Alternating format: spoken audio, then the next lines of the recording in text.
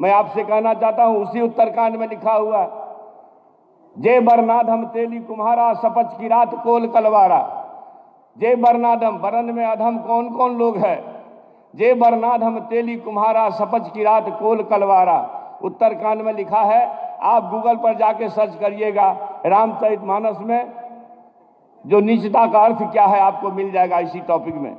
उत्तरकांड में जो ये लिखा गया कि बरन में अधम कौन कौन लोग हैं, तेली, कुम्हार, कहार, कोल, कलवार, आदिवासी, दलित वगैरह वगैरह। और फिर उसी में आगे लिखा है, अधम जात में विद्या पाए भयहु जथा ही दूध पिलाए।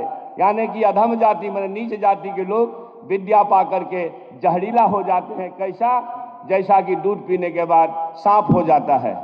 अगर ये साथ हमारे सामने हो जो नफरत को इस तरह से बोता हो, तो मैं उम्मीद करता हूं कि नफरत का वातावरण बना करके भारत को ताकतवर कोई नहीं बना सकता है। मैं एक बात बताना चाहता हूं कि आप देखिए, मैंने एक दो दोहा पढ़ा, जे बरनाधम तेली कुम्हारा सपच की रात कोल कलवारा। अधम जात में विद्या पाए भयहु जथा ही दूध पिलाए। और रात दिन जो सुंदरकांड देखते होंगे, घर में मां बहन बेटी लगा के सुनती है, तो क्या सुनती है उसमें? संपूर्ण नारी जाति को कैसे शिक्षा से अलग किया गया, कैसे उसको अपमानित किया गया।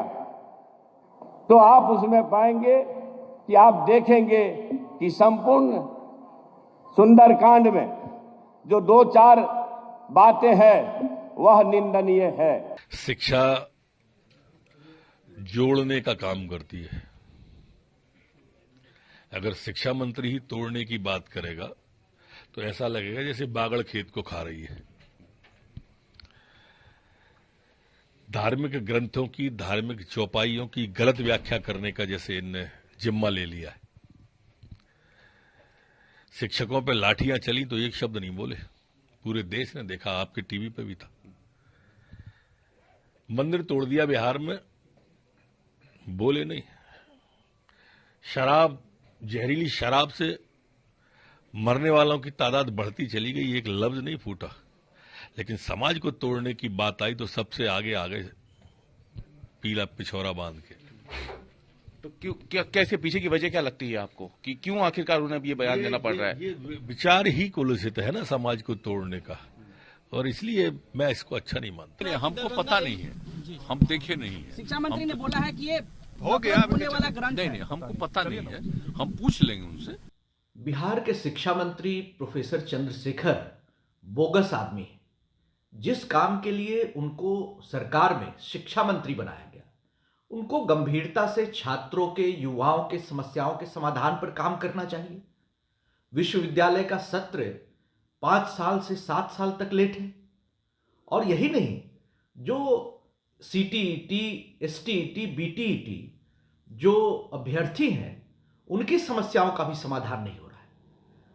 जो मूल मुद्दे पर अगर सवाल पूछिए तो भाग खड़े होते हैं, गंभीरता से किसी बात पर जवाब नहीं देते हैं, और इस तरह से अनर्गल प्रलाप करके, धार्मिक बात करके, धार्मिक दुर्भावना फैला करके ये जो मुस्लिम तुष्टीकरण वाली राजनीति कर रहे हैं, इसका कोई लाभ है क्या? बिहार के शिक्षा मंत्री को अपने अनर्गल बयानबाजी के लिए माफी मांगनी चाहिए। तेजस्वी यादव को भी माफी मांगनी चाहिए, और जिस काम की जिम्मेदारी उनको सरकार में मिली है उस काम को गंभीरता से अंजाम दें। इधर उधर की बातें करके लोगों का ध्यान भटकाना, लोगों की भावनाएं भड़काने का काम न करें।